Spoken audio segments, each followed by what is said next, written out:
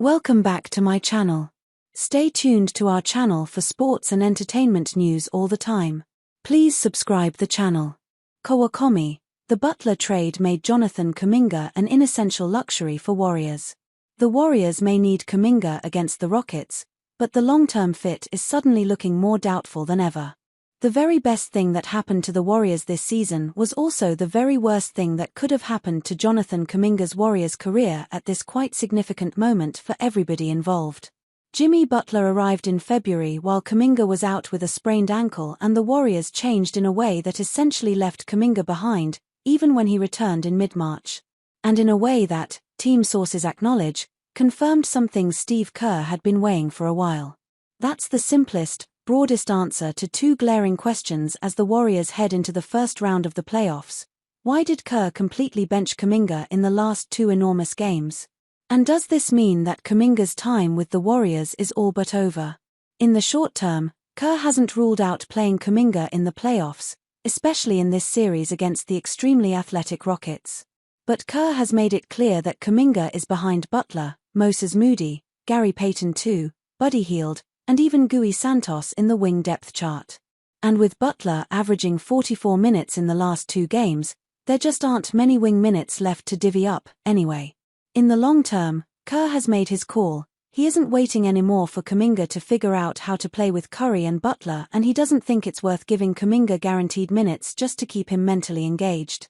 If that's true now, of course it'll probably be true this summer, when Kuminga will hit restricted free agency. It'll be true for as long as Curry, Butler, and Draymond Green are the Warriors' cornerstones, and all three of them are signed for several more years and enormous dollars. This is a triple down on veteran IQ and veteran willpower. This is accepting the Warriors' 24-8 finish, including Tuesday's play-in victory over Memphis, as proof of Kerr's concept. This is a full commitment to the players who fit with Butler, Curry, and the rhythm the Warriors have established, and zero time and patience to keep going with any player who doesn't. No blow-up, just a breaking point. A basketball player in a blue Golden State Warriors jersey stands beside a person in a white shirt with "vote" written on it. Kuminga and Steve Kerr confer on the sideline in an overtime win against the Houston Rockets in November. Source: Tim Warner, Getty Images. Multiple team sources said there was no big blow-up between Kerr and Kuminga that precipitated this. I'd even say that a loud argument might have helped the relationship, or at least cleared the air. Why couldn't Kerr just reduce Kuminga's minutes instead of giving him DNPs? Why did he go out of his way to flag this situation? It seems drastic. It feels like a snap reaction. But really, this was a long, uncomfortable situation between two pretty stubborn guys overdue to hit a breaking point. And things just broke. Over the years, Kuminga has tried to play the way Kerr wants, with some very clear high points when he was ready to pass, cut, screen, rebound, and run the floor with force. Right before the ankle injury and before Butler arrived was probably Kuminga's best sustained run as a Warrior, when he averaged 31.1 minutes, 21 points, 6.3 rebounds, and 7.2 free throws a game in December. But that was also a losing run for the Warriors. And Kerr has tried to accommodate Kuminga's one-on-one skills and look past his mistakes. Before the Butler trade, the Warriors needed as many talented players on the floor as possible. But accepting messy play is never going to be Kerr's style. He won't hide his preference for simpler plays and savvier players. Once the Warriors started winning with Butler, once Curry showed what he could still do with a complementary superstar next to him, once Brandon Podziemski, Moody, Quentin Post, and Santos raised their games to meet this moment, Kuminga seemed more and more like a luxury item that the Warriors could not afford to keep putting out there.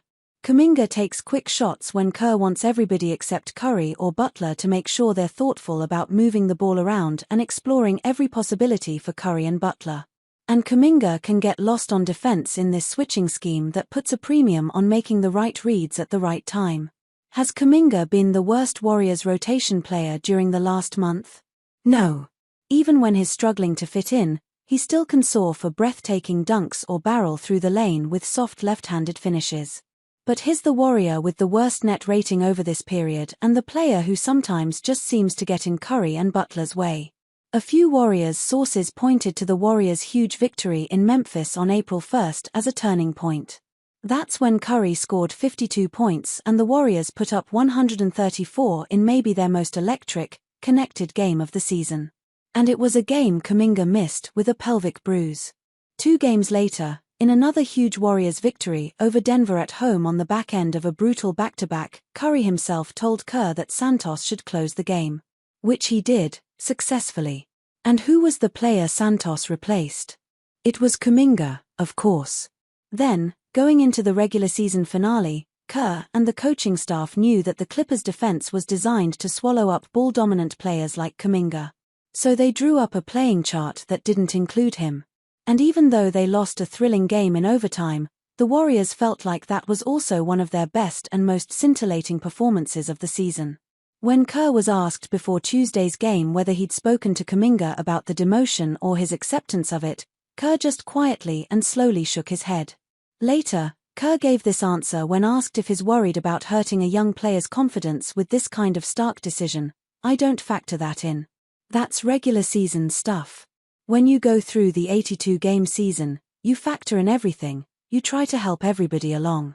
When you get to the playoffs, everything goes out the window. You just try to win each game."